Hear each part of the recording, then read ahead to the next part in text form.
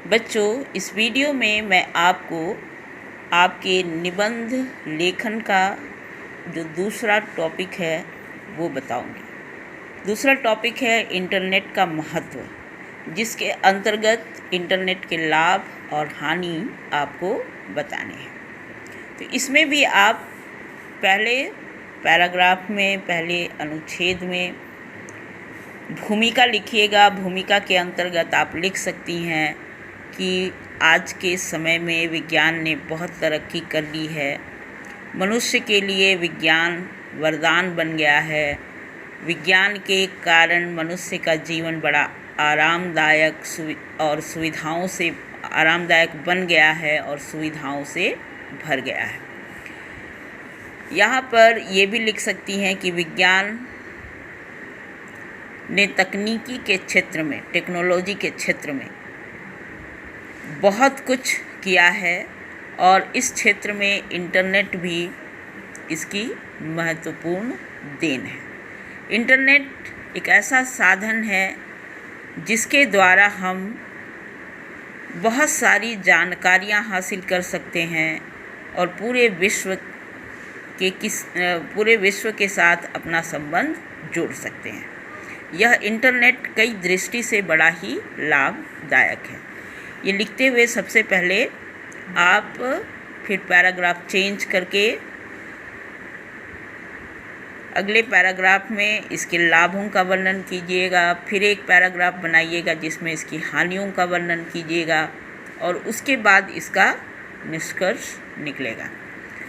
तो विषय के अंतर्गत जो पहला पैराग्राफ बनेगा उसमें आप लाभों का वर्णन करते हुए लिख सकती हैं कि इंटरनेट के द्वारा हमें किसी भी विषय में बहुत आसानी से जानकारियाँ प्राप्त हो जाती हैं। जैसे हमारी पढ़ाई के विषय में आपने स्वयं भी अनुभव किया होगा कि पढ़ाई के संबंध में बहुत तरह की जानकारियाँ आप इंटरनेट से हासिल कर सकती हैं। मनोरंजन का क्षेत्र है, भ्रमण का क्षेत्र है, व्यापार का क्षेत्र है और भी कई अन्य क्षेत्र हैं जिसमें आप आसानी से कई जानकारियाँ हासिल कर सकती हैं इंटरनेट के माध्यम से। दूसरा पॉइंट इसमें आप लिख सकती हैं, इंटरनेट के माध्यम से आज समय की बचत होती है। ठीक, रेल का टिकट लेना हो, हवाई जहाज़ का टिकट लेना हो, तो ये आप इंटरनेट के माध्यम से ले सकती हैं, बुक करा सकती हैं।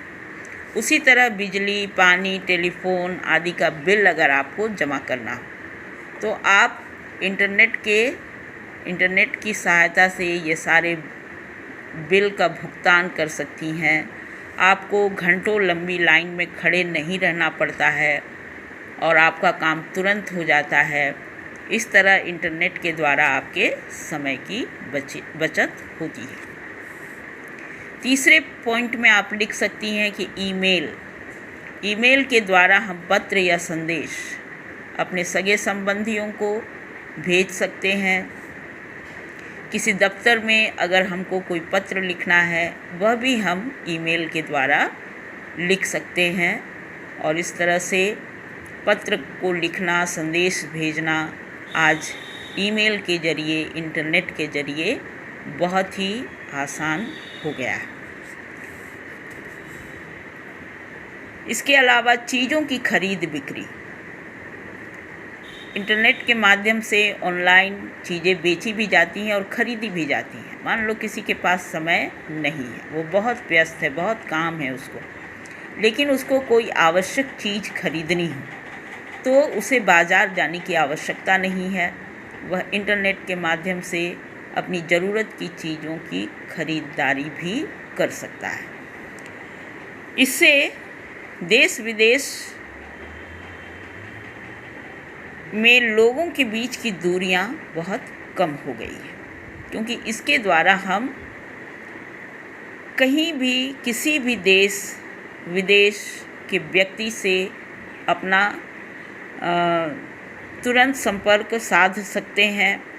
तो इंटरनेट के ज़रिए देश विदेश के लोगों के बीच की दूरियां भी बहुत कम हो गई है। इसके बाद इंटरनेट से कुछ हानियां भी हैं। हानियों को आप अगले पैराग्राफ में लिखिएगा। पहली हानि यहाँ मैंने लिखा है कि युवा तथा बच्चे जब इसका अत्यधिक प्रयोग करते हैं तो उसका बुरा प्रभाव उनकी पढ़ाई पर पड़ता है। एक तो युवा और बच्चे इसका ज़रूरत से ज़्यादा उपयोग करते हैं तो उसका असर उनकी पढ़ाई पर पड़ता है। दूसरी बात कि वो लोगों से दूर हो जाते हैं। ऐसा भी सुनने को मिलता है कि आज के युवा, आज के बच्चे इंटरनेट के माध्यम से तो कई मित्र बना लेते हैं, लेकिन वास्तविकता में उसका कोई मित्र नहीं होता, वह अकेला होता है।